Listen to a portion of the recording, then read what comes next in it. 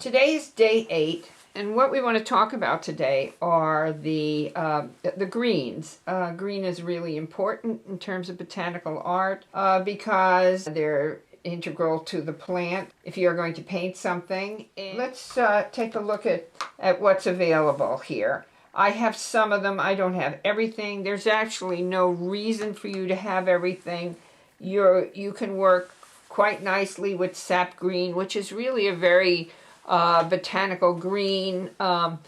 Even though it's kind of bright, you can modify it very easily, and we're going to do an assignment doing exactly that. So I have several greens here that really are kind of organic greens, except for Viridian, Hooker's green. And let me just show you what they look like in terms of colors. All right, so this one is permanent sap green. This is the one that we use, or that we have in our kits. As you can see, it's just this nice organic green in many ways. This is another sap green. This happens to be by Sennelier. I don't believe there's any difference in them, but we'll take a look and see. It might be a little bit more neutralized. It looks like it to me. Oh yeah. Yeah, see, their sap green is a little bit more keeping with the botanical aspect of green.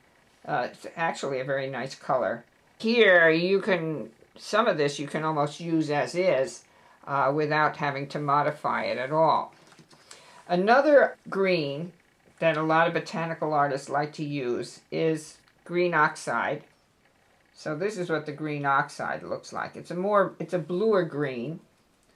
And if you have a plant that has a leaf that has a bluer cast, you might want to go to the green oxide since it will get you to the green color faster because of the blue bias. Then there's Terra Verde. This is also a Winsor Newton color, although I do believe it comes in just about every other manufacturer. So that's what this one looks like. This is also a blue biased green. I'll do it again.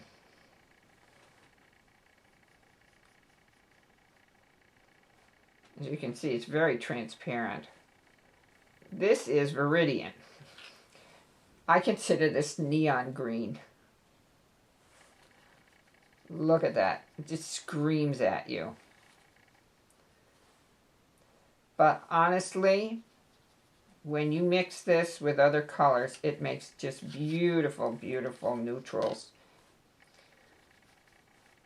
When I started playing around with it, it really surprised me because I've always kind of shied away from it because it's so unplant-like in its natural state. And the last one here that we have is Hooker green. And you can see this is pretty vibrant also. But I'm sure that this neutralizes down too if you use some red with it or botanical gray.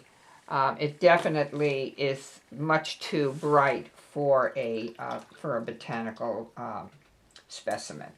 So there are some greens that you can work with, and we are going to do a chart that uses the sap green and our 6 primaries.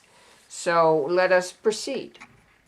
What you see in front of you here is another chart. This particular chart only deals with using sap green along with the other 6 primaries that you have in your kit. And you can see I've already done some of these where I've taken sap green, in this case mixed with lemon yellow, and then created gradation or variations in the amount of proportional relationships to the green and the yellow so that you can see how the green is modified by yellow or how yellow is modified by green. The same is true for the cadmium yellow.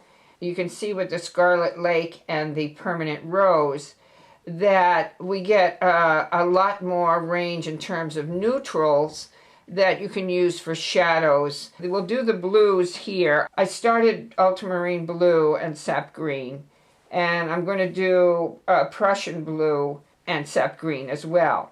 The way that I had started this chart was actually to lay out the tints first, because it's going to be a little easier, and quite honestly, if you do this using the glazing method where you just overlay colors and overlay colors, you have a better chance of coming up with a balance that's going to work for each of the steps between the main colors. I did mix what I thought was about a halfway point, but we'll have to see what happens when we do these other sections. This may require a little bit more green, for instance, and then modulate as we go along. So I'm going to start with light shades of a color. So we're going to take our sap green, and this is my palette for the ultramarine blue, and I'm going to do a nice thin wash of green on everything, testing as I go along. I can go a little darker with the green on this side, and as you can see, I'm just doing a flat wash to cover that area.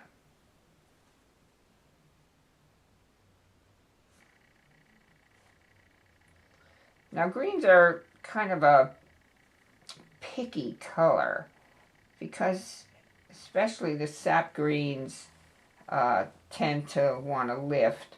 I'm going to dilute this green for this other side because we don't want that much green in the blue.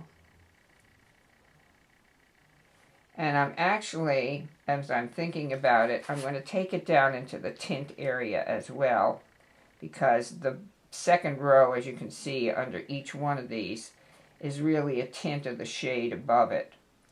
But this will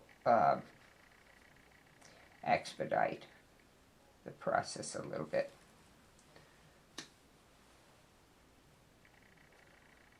Lift some of that out in the tint area. And that should do that. Now I'm going to use the tint down here because I don't want it to be as dark as that area above.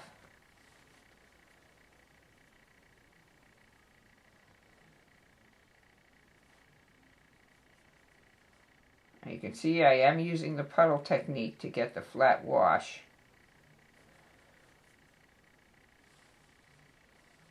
And the only reason I'm not doing the one in the middle is because I already have this shade mixed. So I'm just going to dilute that for this particular section.